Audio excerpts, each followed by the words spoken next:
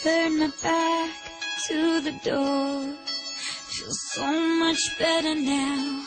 Selena Gomez dikenal sebagai salah satu penyanyi yang paling populer saat ini. Sebagai orang yang dikenal publik, Selena dikenal juga sebagai penyayang dan peduli dengan anak-anak. Tak heran jika dia terpilih sebagai duta UNICEF termuda pada tahun 2009. Sebagai seorang duta, dia pun ikut terlibat dalam beberapa program UNICEF. Salah satu program yang saat ini berjalan bernama Trick or Treat Campaign. Program ini mengajak anak-anak agar hatinya tergerak untuk mengumpulkan dana pada malam Halloween. Uang tersebut akan digunakan untuk berbagai kegiatan sosial. Melalui program tersebut, Selena berhasil mengumpulkan dana sebesar $700.000 Amerika hingga $1 juta Amerika setiap tahun. Konsentrasinya saat itu tak hanya soal anak. Sebagai pencinta anjing, ia juga membuat program khusus, yakni program amal untuk menyelamatkan anjing-anjing liar di Puerto Rico. Ia pun tak main-main selama menjadi duta UNICEF. Untuk menjalankan beberapa program, selain ke Puerto Rico, Selena juga pernah berkunjung ke negara-negara lain seperti Haiti, Ghana, Chile, dan Kongo untuk melakukan kampanye.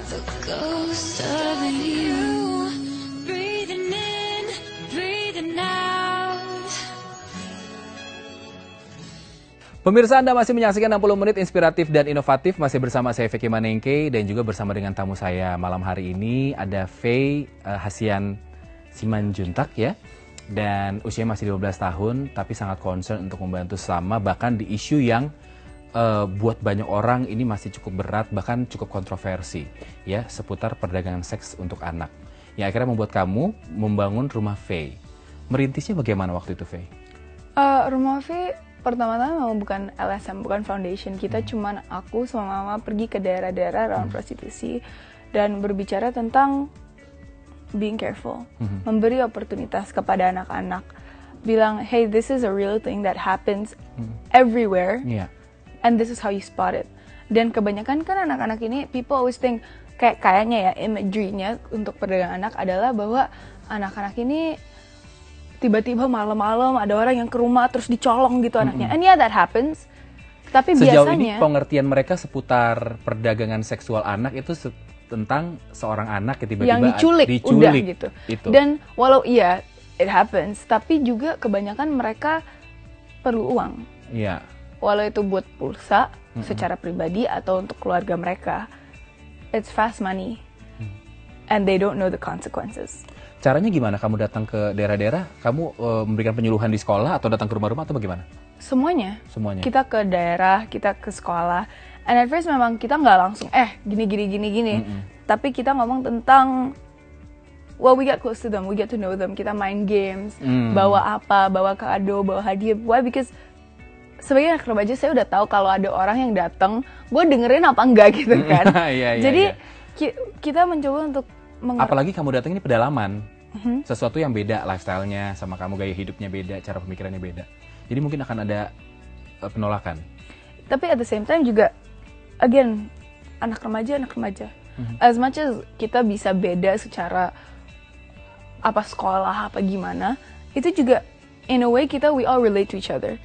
Ada anak-anak yang pernah berbicara dengan saya tentang ordeal mereka, tapi nggak mau sama kolega saya. Kenapa? Karena we're the same age. I know what she's going through. Faye baru saja menceritakan bahwa karena mungkin punya kesamaan usia, jadi sebenarnya mungkin ada kesulitan-kesulitan awal adalah penolakan-penolakan, tapi karena ada kesamaan usia, jadi sebenarnya ada yang terhubung juga gitu ya, ada yang nyambung juga. Apa yang paling berat yang kamu alami ketika kamu melakukan belusukan ke daerah-daerah? Ya, kalau cuman sosialisasi nggak berat-berat juga sih. Ini bukan tentang being dark and lihat masalah terus tiba-tiba udah pessimistic, ya ampun it happens everywhere. Ini tentang seeing the light in every situation ke saya ya.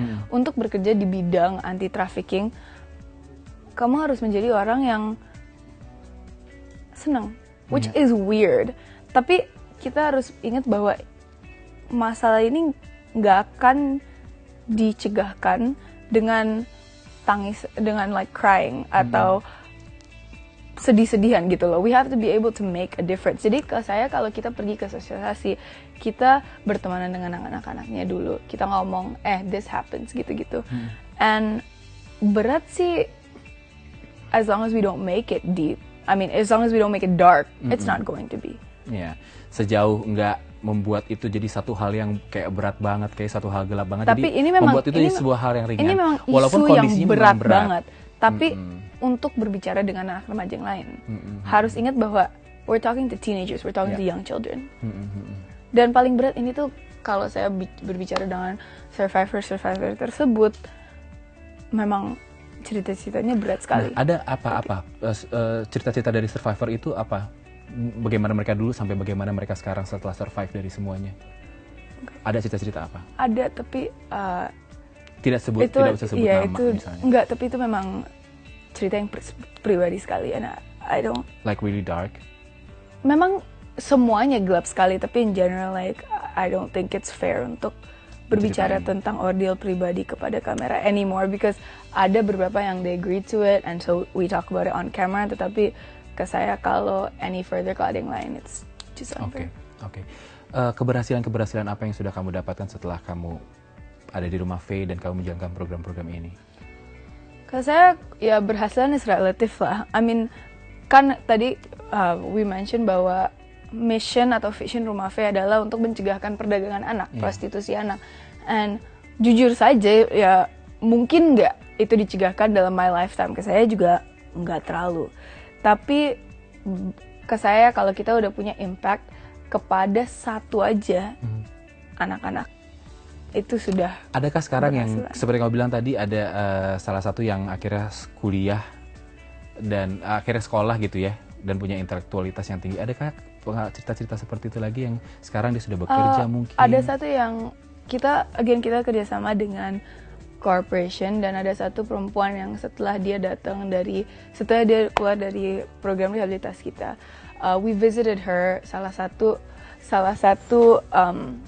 colleague saya we visit her, dan dia datang terus dia bawa iPhone 5.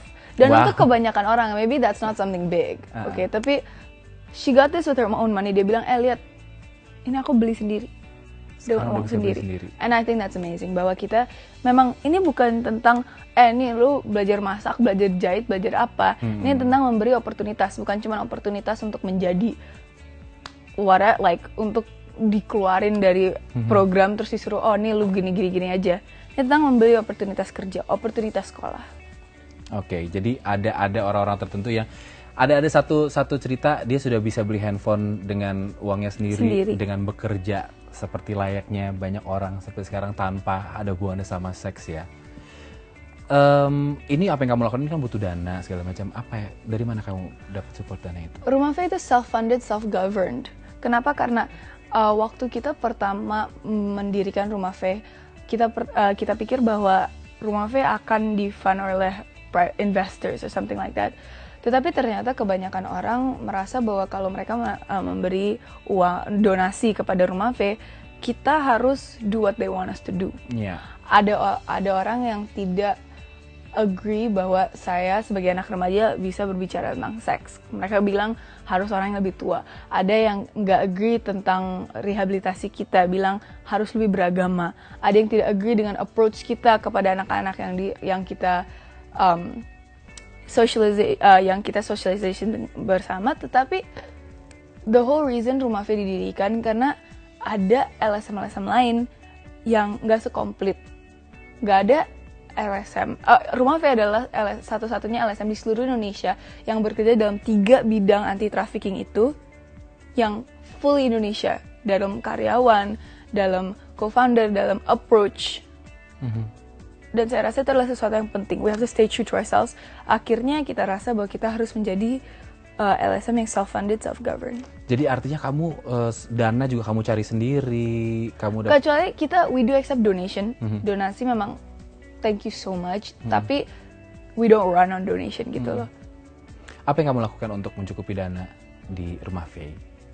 mencukupi like maksudnya cari dana, how do you funding yourself? First of all, kita selalu ada event-event walau itu sama LSM lain atau tentang atau kayak lagi ada farmers market, tapi gimana kita set up booth, we have ya t-shirts, buka booth gitu, terus dijual seperti t-shirt, kamu sekarang pakai sekarang ya? T-shirt, jual tote bag gitu-gitu. Apa nggak kita juga memang part of it adalah remembering bahwa again, I'm Christian, jadi kalau di Alkitab kita 10% kan, so that's part of how we get our money juga. Membeli perpuluhan. Berapa kamu jual itu baju kamu? Kak, berapa Kak bajunya? 100. Donasi 100 bisa dapetin, dan juga tote bag. Tote bag sama tempat pensil, kayak pouch gitu ya. Dari situlah yang akhirnya kamu buat membiayai Rumah Faye.